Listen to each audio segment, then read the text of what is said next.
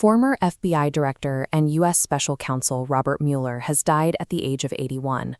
According to a brief statement from his family, he passed away following a private battle with Parkinson's disease, a diagnosis he received in 2021.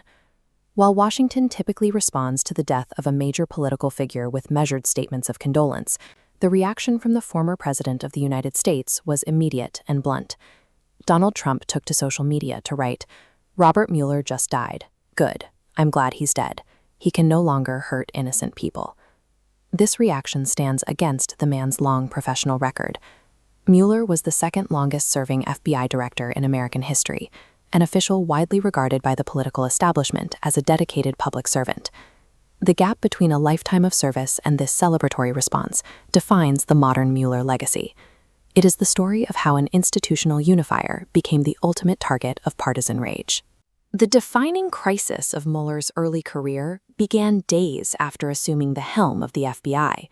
He had been in the job for only a week when these planes hit the Twin Towers. In the wake of those attacks, he reconfigured the Bureau's core mission. He shifted the focus of this headquarters from traditional law enforcement to a modernized national security and counterterrorism apparatus. He led that effort for 12 years. In the history of the Federal Bureau of Investigation, only one man, J. Edgar Hoover, served longer. Throughout that tenure, Mueller maintained a strict, by-the-book adherence to the law. He worked under presidents of both political parties, earning deep respect within these Senate hearing rooms and across the Washington establishment.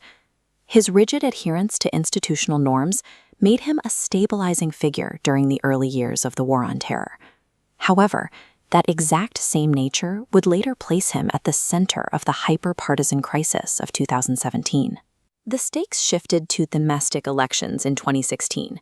As citizens cast their ballots in voting booths like these, allegations of Russian interference began to spark a new national crisis. To address the mounting concerns, the Justice Department appointed Mueller as special counsel in 2017.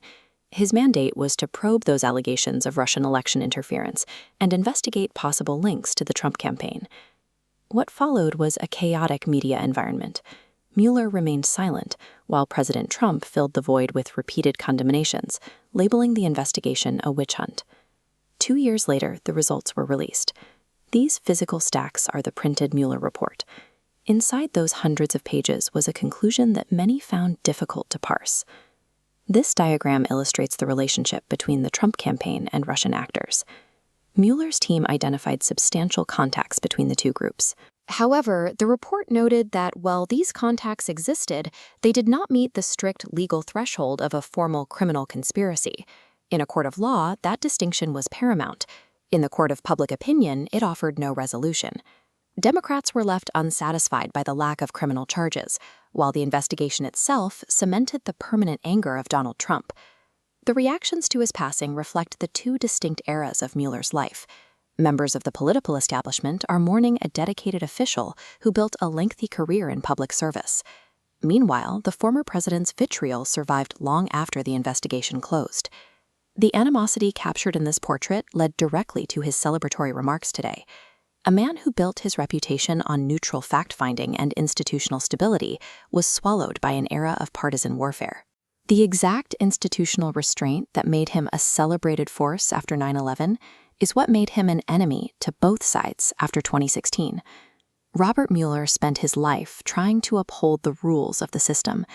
His legacy serves as proof of a new political reality. A lifetime of unified, bipartisan service can be entirely erased by a single polarized political battle.